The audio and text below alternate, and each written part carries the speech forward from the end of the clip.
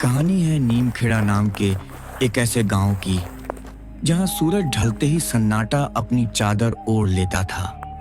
गांव के लोग शहर की चकाचौंध से दूर अपनी एक अलग ही दुनिया में रहते थे। लेकिन इस गांव का एक हिस्सा ऐसा था जहां परिंदे भी पर मारने से कतराते थे।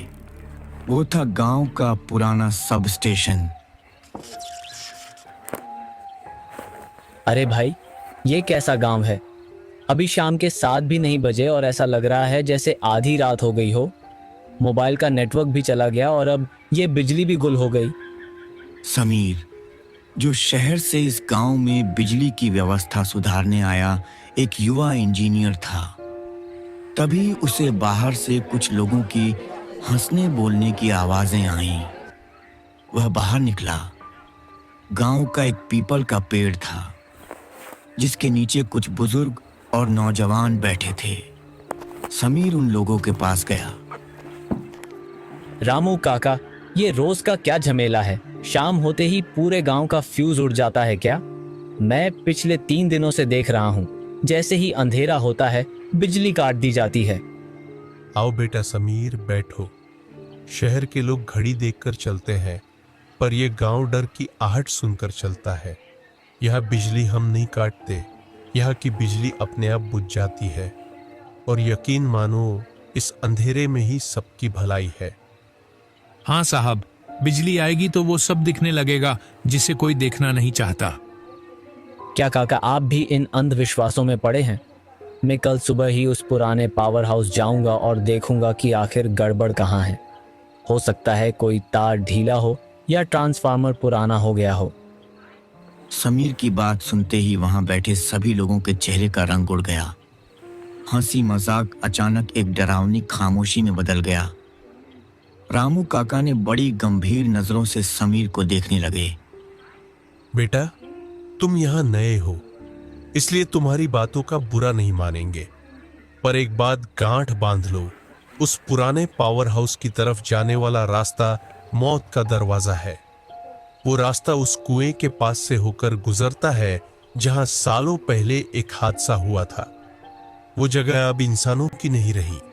वहां हवा भी रुक जाती है और परछाइयां अपने आप चलने लगती है। काका, मैं यहाँ काम करने आया हूँ, डरने नहीं। कल सुबह मैं वहाँ जाऊंगा और आप देखेंगे कि शाम को पूरा गांव रोशनी से जगमगाएगा। समीर वहां से पैर पटकता हुआ अपने क्वार्टर की तरफ चल दिया। उसे लग रहा था कि गांव वाले आलसी हैं और काम न करने के बहाने बना रहे हैं। उसने अपने कमरे में जाकर दरवाजा बंद किया। बाहर हवा तेज होने लगी थी। खिड़की के पुराने शीशे खड़खड़ा रहे थे। समीर ने सोने की कोशिश की, पर उसे बार बार ऐसा लग रहा था जैसे कोई उसके कमरे के बाहर नंगे पैर चल रहा हो, जैसे कोई गीले पैरों से बरामदे में टहल रहा हो। समीर उठा। उसने दरवाजा खोला और बाहर झांका।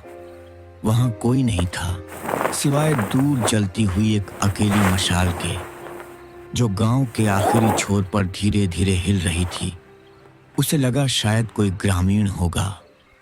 वह वापस आकर लेट गया, पर जैसे ही उसकी आंख लगी उसे एक बहुत ही ठंडी फुसफुसाहट सुनाई दी।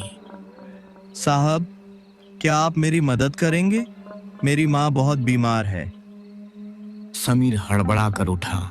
पूरा कमरा खाली था। दिल की धड़कन तेज हो चुकी थी।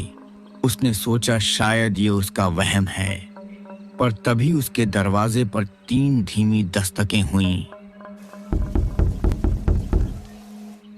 समीर बिस्तर पर बैठा हुआ था। तभी दरवाजे पर फिर से वही 3 दस्तकें हुईं। इस बार आवाज पहले से ज्यादा साफ और नजदीक थी। समीर ने कांपते हाथों से कुंडी खोली। सामने एक युवक खड़ा था। उसका चेहरा इतना सफेद था मानो उसमें खून की एक बूंद भी न बची हो। कौन हो तुम? इतनी रात को यहाँ क्या कर रहे हो? तुम्हें पता नहीं कि ये सरकारी क्वार्टर है? साहब, माफ करना, मेरा नाम सोमेश है। मैं पास के ही खेत वाले घर से आया हूँ। मेरी माँ की तबीयत बहुत खराब है। उन्हें तेज बुखार है और सांस लेने में तकलीफ हो रही है। इस बारिश में कोई मेरी मदद नहीं कर रहा।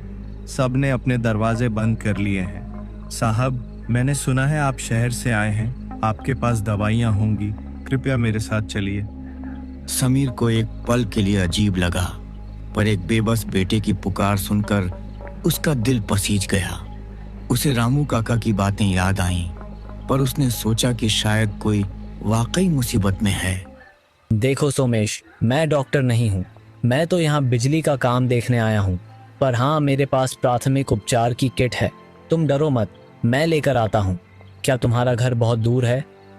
नहीं साहब, बस उस पुरानी पगडंडी के पार जहाँ वो पुराना कुआं है। हम पगडंडी से जाएंगे तो जल्दी पहुँच जाएंगे। बस आप जल्दी चलिए साहब, वक्त बहुत कम है। समीर अंदर जाके कुछ दवाएं अपनी जेब में डाल दी और सोमेश के पीछे पीछे चल दिया। जैसे ही वे क्वार्टर से बाहर निकले, सन्नाटा और गहरा हो गया। गांव की गलियां सुनसान थीं।